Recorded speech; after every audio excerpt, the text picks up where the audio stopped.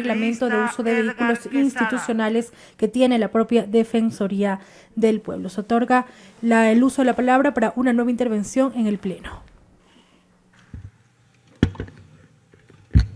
Se trata del asambleísta Edgar Quesada. Presidenta de la Asamblea Nacional, señores asambleístas, hoy estamos convocados en el lugar más sagrado de la democracia para tratar este juicio político al defensor del pueblo. Somos asambleístas de la República del Ecuador y nos debemos a la ley, porque los gobiernos deben ser más de leyes que de hombres. Nunca podemos olvidarnos el derecho a la presunción de inocencia. Yo creo que aquí hay gente más inteligente y conocedora del derecho que este humilde asambleísta. Pero lo que nos enseñaron en las aulas universitarias es a defender la ley más que los intereses, más que la necesidad de venganza de los que ejercen el poder. ¿Por qué, señora presidenta, lo que se siente es una vendetta contra quien acusó clara y duramente los ataques contra el pueblo desarmado en octubre del 2019? Las nacionalidades, el Pachacuti, la CONAIE, puso los muertos. Guayaquil nos cerraron las puertas y no ha pasado nada. Y que no se diga aquí que se defiende a la persona, que no se diga aquí que este asambleísta aprueba o desaprueba sus actos privados. Para eso están las instancias pertinentes.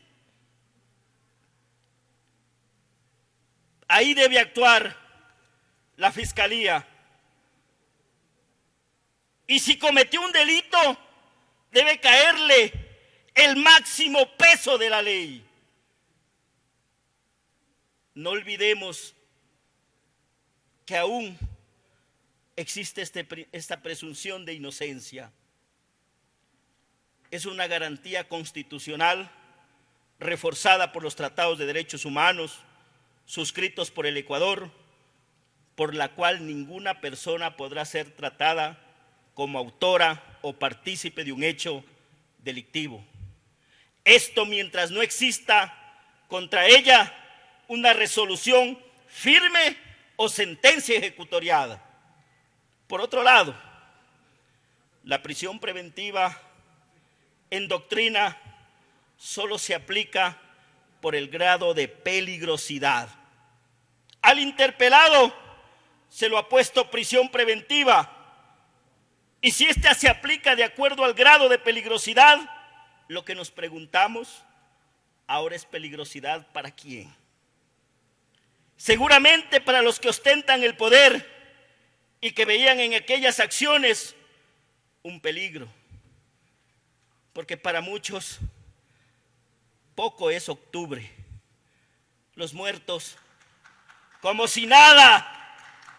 Para ellos, aquellos muertos que pusieron el pecho para que este gobierno indolente baje el precio de los combustibles, que hoy en día podemos observar que los precios están por las nubes. Hay que hacer un análisis sobre las causas de la interpelación, sobre el incumplimiento del toque de queda. Veamos el decreto ejecutivo 1291, que regía desde las 20 horas del 23 de abril del 2021 hasta las 23 horas 59 del 20 de mayo del 2021, y que afectaba a 16 provincias del Ecuador, incluido Pichincha. establece en el artículo 3 la restricción de la movilidad. Pero este mismo decreto en el artículo 5 constan las excepciones en el numeral 19, en donde hace referencia a los funcionarios públicos. Por lo tanto, señora presidenta y compañeros, el defensor del pueblo, pues es un servidor público. Sobre las supuestas actos de violencia de género, señora presidenta y compañeros, uno de los principios de la democracia es la división de funciones o de poderes. ¿Desde cuándo somos parte de procesos judiciales? Ya que nuestra intervención debe ser en el tema que no nos inmiscuya en el tema judicial. Por lo tanto, debemos ser más cuidadosos al momento de actuar de acuerdo a nuestras competencias como asamblea. Más aún cuando existen versiones dadas por miembros policiales, quienes establecen que quien agredió violentamente a la presunta víctima fueron personas desconocidas. Este tema de tipo privado deben ser tratados e investigados por y ante la justicia penal, dentro del ámbito de los jueces de la Corte Nacional, así como la Fiscalía General del Estado, no por la Asamblea Nacional, ya que pronunciarse al respecto podemos vulnerar el principio de inocencia. Sobre este punto, la CIDH se ha pronunciado en el caso Acosta y otros versus el gobierno de Nicaragua, donde la Corte Interamericana de Derechos Humanos estableció el derecho a la presunción de inocencia, exige que el Estado no condene informalmente a una persona o emita juicio ante la sociedad, contribuyendo así a formar una opinión pública mientras no se acredite su responsabilidad penal conforme a la ley. Por ello, aquel derecho no puede ser violado, tanto por los jueces a cargo del proceso como por otras autoridades públicas, por las cuales éstas deben ser discretas y prudentes. Sobre el tema de supuesta arrogación de funciones, el presidente encargado del Consejo de Participación Ciudadana y Control Social, David Rosero, indica que el defensor del pueblo fue posesionado el 16 de abril del 2019 para un periodo de 5 años y que es de competencia exclusiva de él nombrar a su subrogante, además de indicar que sigue en funciones, ratificando así la validez de los actos realizados. La Real Academia de la Lengua nos dice en arrogarse, atribuirse una facultad, un derecho, un mérito. El defensor del pueblo ocupa el cargo luego de someterse a un concurso de oposición y méritos. Señora presidenta, a juicio de este asambleísta y en razón de la información presentada, existiría una usurpación, pero no del actual defensor del pueblo, sino de quien está actuando hoy como supuesta defensora.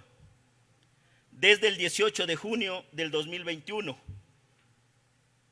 En estos días, yo llamó la atención bastante, en estos días se ha realizado el cambio del 65% de funcionarios en la Defensoría del Pueblo.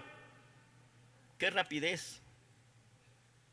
Hecho que se explica por sí solo de la intención política de cesar en funciones y poner personas más alineadas a otros poderes y agendas.